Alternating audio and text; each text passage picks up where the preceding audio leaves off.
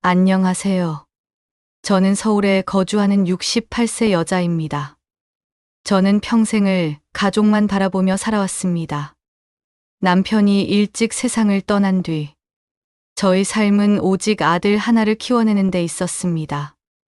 아들을 위해 아침부터 밤까지 일을 하고 내 몸은 점점 망가져도 우리 아들만큼은 부족하지 않게 키우자.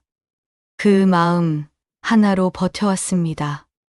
내 옷 한 벌, 내 신발 한 켤레 사입지 못해도 아들 학원비, 교재비는 빠짐없이 챙겼습니다.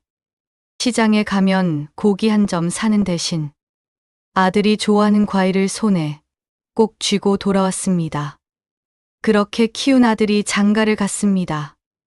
며느리를 처음 만났을 때, 이제 우리 아들이 든든한 가정을 꾸리는구나. 그 마음에 얼마나 기뻤는지 모릅니다. 하지만 그 기쁨도 잠시. 며느리가 집에 들어오고 난 뒤부터 저의 자리는 점점 작아졌습니다. 예전엔 하루에도 몇 번씩 오가던 전화가 이제는 한 달에 한두 번 받을까 말까 해졌습니다. 제가 먼저 전화를 걸어도 지금 바빠요. 네, 알았어요. 짧고 건조한 대답뿐이었습니다. 그래도 저는 참고 또 참았습니다. 자식이 잘 살기만을 바라는 게 부모 마음이니까요. 그러던 어느 날 병원 진료를 마치고 나오는데 몸이 영 가누기 힘들었습니다. 머리도 어지럽고 다리에 힘도 빠져 도저히 혼자 집으로 가기가 어려웠습니다. 순간 아들 집이 떠올랐습니다. 하룻밤만 묵고 가면 되겠지. 마음을 다잡고 전화를 걸었습니다. 얘야, 엄마가 오늘 몸이 좀 안 좋아서 내 집에서 하루만 자고 가면 안 되겠니? 전화기 너머로 잠시 정적이 흘렀습니다. 그리고 아들의 목소리가 들려왔습니다. 그래, 들어와. 하지만 그 짧은 대답 속엔 분명히 뭔가 불편함이 묻어나 있었습니다. 저는 괜히 미안한 마음에 손에 반찬이며 과일이며 들고 서둘러 아들 집으로 갔습니다. 현관문을 열고 들어서자 며느리 얼굴이 굳어 있었습니다. 어머님, 오늘 오신다고 하셨어요? 차갑게 내뱉는 그 말에 저는 순간 발걸음이 얼어붙는 것 같았습니다. 억지로 미소를 지으며 말했습니다. 아이고, 내가 몸이 좀 안 좋아서 하루만 신세 좀 지려고 왔다. 그러자 며느리는 곁눈질로 아들을 보더니 한숨을 내쉬며 방으로 들어가 버렸습니다. 그 뒷모습을 보며 저는 한참 동안 서 있을 수밖에 없었습니다. 식탁에 둘러앉아 저녁을 먹는데 분위기는 돌덩이처럼 무거웠습니다. 아들은 말없이 TV만 보고 며느리는 밥그릇을 탁탁 소리 나게 내려놓았습니다. 저는 괜히 멋쩍어 니들 참 반찬 잘 해 먹는다.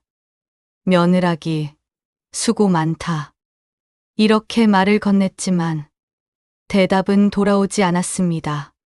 그날 밤이 되자 저는 혹시 며느리가 방을 내어주나 기다렸습니다. 하지만 며느리는 차갑게 말했습니다. 어머님, 저희 집 방이 마땅치 않아서 거실에서 주무셔야겠어요. 그 말에 가슴이 철렁 내려앉았습니다. 내가 낳아 기른 아들 집에서 내가 잘 곳이 없어 차가운 거실 바닥에 누워야 한다니. 낡은 이불 하나 건네받아 거실 구석에 누워 있으려니 눈물이 쏟아졌습니다. 내가 이러려고 평생을 희생했나. 잠결에 며느리 목소리가 들렸습니다. 여보, 앞으로 어머님 자주 오시면 어떡해? 우리도 이제 편히 좀 살아야지. 그 말에 아들은 아무 대답도 하지 않았습니다. 그 순간 저는 제 자리가 이 집에 없음을 깨달았습니다. 다음 날 아침 일찍 일어나 부엌에 갔습니다. 혹시 며느리가 바쁠까 싶어 조심스레 밥상을 차려놓았는데 며느리가 오더니 말했습니다. 어머님, 굳이 안 하셔도 돼요. 괜히 부엌 어지럽히지 마세요. 그 말이 가시처럼 꽂혔습니다. 내가 해준 밥을 아들은 그렇게 잘 먹더니 며느리 입에서는 어지럽힌다는 말이 나오다니. 저는 조용히 반찬을 냉장고에 넣어두고 슬그머니 집을 나섰습니다. 차가운 새벽 공기를 맞으며 버스 정류장에 앉아 있자니 참 서럽고 쓸쓸했습니다. 내가 어디서부터 잘못된 걸까? 그렇게 중얼거리며 눈물을 훔쳤습니다. 그날 이후 저는 다시는 아들 집에 가지 않았습니다. 전화도 먼저 걸지 않았습니다. 혹시라도 또다시 걔보다 못한 취급을 받을까? 그 생각만으로도 가슴이 저며왔습니다. 노후라는 게 이런 걸까요? 돈이 없으면 무시당하고 돈이 있어도 외롭습니다. 무엇보다 가족이 함께하지 않으면 아무리 따뜻한 밥도 목구멍으로 넘어가지 않습니다. 저는 이제 깨달았습니다. 아무리 자식을 사랑해도 내 삶까지 다 내어주면 남는 건 외로움뿐이라는 거요. 그래서 이제는 마음을 다잡았습니다. 작은 반찬 하나, 따뜻한 국 한 그릇이라도 내 손으로 차려 나를 위로합니다. 바람의 나무십 흔들리는 소리에 귀 기울이며 오늘 하루는 내가 내 인생의 주인이라는 걸 새깁니다. 부디 이 이야기를 듣고 계신 여러분은 저와 같은 아픔을 겪지 않으시길 바랍니다. 자식에게 다 퍼주지 마세요. 집도, 돈도, 내 노후의 자리도 꼭 지키셔야 합니다. 노후는 누구에게 기대는 것이 아니라 스스로 준비하고 지켜야 하는 것임을 절대로 잊지 마십시오.